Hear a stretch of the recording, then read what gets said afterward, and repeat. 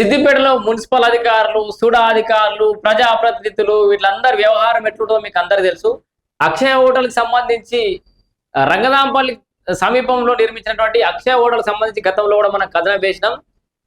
Sanction plan డీవేడ్ చేస్తూ నాలాలు encroach అవుతూ ఇక్కడ అక్షయ హోటల్ నిర్మాణం జరిగిందని కూడా మనం గతంలో వేసినాం.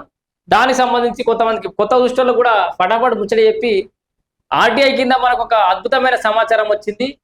ఇంత పెద్ద హోటల్ నిర్మాణం జరిగింది, ఆపరేట్ అవుతుంది, దాంట్లో హోటల్ మేనేజ్మెంట్ కాలేజ్ కూడా నడుస్తున్నట్టు సమాచారం ఉంది.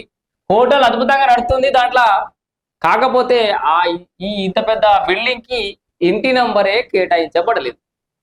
ఎస్, మీరు నంబర్ కదా, ఇక మీకు ఆధారంతో సహా చూపిస్తా. ఇక ఇది మనం ఆర్టీఐ కింద అడిగినటువంటి సమాచారం ఇది. సో సిద్దిపేట మున్సిపల్ రంగనాంపల్లి పరిధిలో రాజీవ్ రహదారి ఆనుకొని ఉన్న రెడ్డి ఫంక్షన్ సమీపంలో ప్రారంభించబడిన అక్షయ హోటల్ భవనానికి ఇంటి నెంబర్ కేటాయించినట్లయితే ఆ ఇంటి నెంబర్ ఇవ్వమని అడిగినాం. ఇగో అక్షయ హోటల్ భవనానికి ఇంటి నెంబర్ కేటాయించబడలేదు. క్లియర్ గా పౌర సమాచారాధికారి రెవెన్యూ విభాగం పురపాలక సంఘం సిద్దిపేట గారు జారీ చేసినటువంటి అఫీషియల్ ముచ్చట ఏంది, అక్షయ హోటల్ కి ఇంటి నెంబర్ ఇవ్వలేదు. మరి ఇంటి నెంబరే ఇయ్యని ఈ హోటల్ కి ఇంత ఆపరేట్ ఎట్లా అవుతుంది? దీని వెనకాల ఎవరు ఆశీర్వాదం ఉంది, ఎవరి అండదండలు ఉన్నాయి? మున్సిపల్ అధికారులు ఏం చేస్తున్నారు, సుడా అధికారులు ఏం చేస్తున్నారు, ప్రజాప్రతినిధులు ఏం చేస్తున్నారు? ఇక దీన్ని ఒక వేరే లెవెల్లా దీని ఓపెనింగ్ చూడు ఒక్కసారి. స్థానిక ప్రజాప్రతినిధి హరీష్ అన్న గారు దీన్ని ఎట్లా కట్ చేసిండు, రిబ్బన్ కట్ చేసిన చూడరు. ఇగో ఇగో ఎంత గ్రాండ్ గా మొత్తం పేపర్లు ఎగిరేసి డీజెల్ పెట్టి లైట్లు కట్టి, సో ఇంత పెద్దగా హోటల్ ఓపెనింగ్ జరుగుతుంది, ఇంత గ్రాండ్ ఓపెనింగ్ జరుగుతుంది. మరి దానికి minimum rules guide lines follow అవ్వకుండా, అటు మున్సిపల్ గైడ్ లైన్స్ కావచ్చు, సూడా గైడ్ లైన్స్ కావచ్చు, ఫాలో అవ్వకుండా అసలు ఇరిగేషన్ వాళ్ళ నుంచి కూడా క్లియరెన్స్ ఉన్నదో లేదో తెలియదు. నాలాని ఎంక్రోచ్ అయ్యారు, క్లియర్ గా ఎంక్రోచ్ అయ్యారు అనడానికి మనకు ఫోటోలు చూస్తే కూడా ఒక రకంగా కొంత అర్థమైపోతుంది. ఇగో కాలువ ఎంత ఉండాల్సిన కాలువ ఎంత ఉంటుంది. ఇక మొత్తం సిమెంట్ తోటి మంచిగా కాంక్రీట్ తోటి వేసుకున్నారు. ఎందుకంటే ఎట్లా కాలువ ఎంక్రోచ్ అవుతారు, రేపు పొద్దుగాల ఇబ్బంది కాదని మొత్తం కాంక్రీట్ తోటి ఇగో ఇదంతా కట్టుకొని మొత్తం ఎంక్రోచ్ అయ్యి హోటల్ని కట్టిరు. మరి మనం ఏదో చేస్తున్న బురదలుతున్నటువంటి విషయం కాదు ఇది. ఇక్కడ వీళ్ళు ఎంక్రోచ్ అన్నట్టుగా మున్సిపల్ అధికారులు ఇచ్చినటువంటి నోటీస్ కూడా చూపిస్తాను నేను.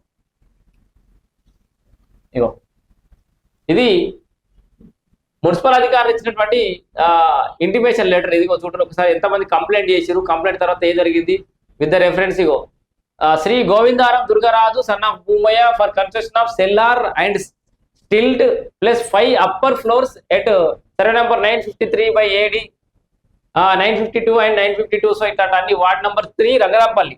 సో రంగనాంపల్లిలోని వార్డ్ నెంబర్ 3లో Govindaram Durgaraju is proceeding with construction of building in deviation to the sanctioned plan. So sanction plan deviate చేసింది అని చెప్పేసి కూడా వాళ్ళు క్లియర్ చెప్తారు. 8/2/2026 కంప్లైంట్ వచ్చింది, 9/2/2026 కంప్లైంట్ వచ్చింది. ఇక్కడ వీళ్ళు క్లియర్ గా మనం చూడొచ్చు. On verification of the document submitted by the owner of the building.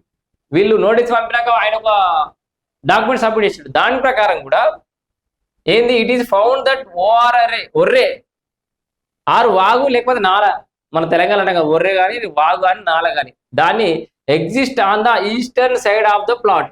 So ఈ ప్లాట్ కి ఈస్టర్న్ సైడ్ కు ఏదింది, ఇవో ఈ ఒర్రెనో వాగో నాలనో ఉంది ఇక్కడ. అయితే దాన్ని డివైడ్ చేసి అని చెప్పి చెప్తున్నారు వాళ్ళు. ఇగో ఏంది, however the mandatory buffer distance from the vagu or nala as prescribed under the building rules wide GOMS number 168 dated 7/4/2012 has not been maintained. So దాన్ని ఫాలో కాలేరు, నాలాను వాగుని ఎంక్రోచ్ చేయరు అని చెప్పేసి వాళ్ళే ఇచ్చారు. మరి ఎంక్రోచ్ అయిన దాన్ని మళ్ళీ వాళ్ళ డిమాలిష్ చేసిరా, కూలగొట్టిరా అంటే అది లేదు. ఎంక్రోచ్ అయ్యారని చెప్పేసి మున్సిపల్ అధికారులే కన్ఫర్మ్ చేసిరు, కానీ దాని మీద యాక్షన్ లేదు. మనం ఆర్టీఐ కింద అడిగితే అసలు పూర్తిసారి సంవత్సరం వినాలి. ఇక చాలా ప్రశ్నలు అడిగిన మనం ఒక్క ప్రశ్నకి ఏదో ఇంటి నంబరు కంటితో ప్రచారం ఇంటి నంబర్ లేదని చెప్పేసి ఇన్ఫర్మేషన్ ఇచ్చారు. ఇట్లా ఇష్టం వచ్చినట్టుగా సిద్దిపేటలో జరుగుతున్నటువంటి పరిస్థితి. చూసారు కదా, సిద్దిపేట చుట్టుపక్కల అక్రమ నిర్మాణాలు ఎన్ని వెలుస్తున్నాయో, నాలాలను కూడా ఎంక్రోచ్ అవుతున్నటువంటి పరిస్థితి. సో ఇట్లా వందల వేల సంఖ్యలో సిద్దిపేట పట్టణంలో వెలిసినాయి. అనేక కమర్షియల్ భవనాలకు సంబంధించి కూడా ఇంటి నంబర్లు కూడా లేక వాటికి ట్యాక్స్ కలెక్షన్లు కూడా చక్కగా లేక ట్యాక్స్ డివిజన్లు ఎక్కువ తక్కువ చేసుకుంటా ఇట్లా రకరకాల జిమ్మిక్లు చేసిరు. ఆ జిమ్మిక్లకు సంబంధించిన వివరాలను కూడా బయట పెడదాము. ఇంకా మిగతా వాటికి సంబంధించిన అంశాలతో మళ్ళీ మీ ముందుకు వస్తా.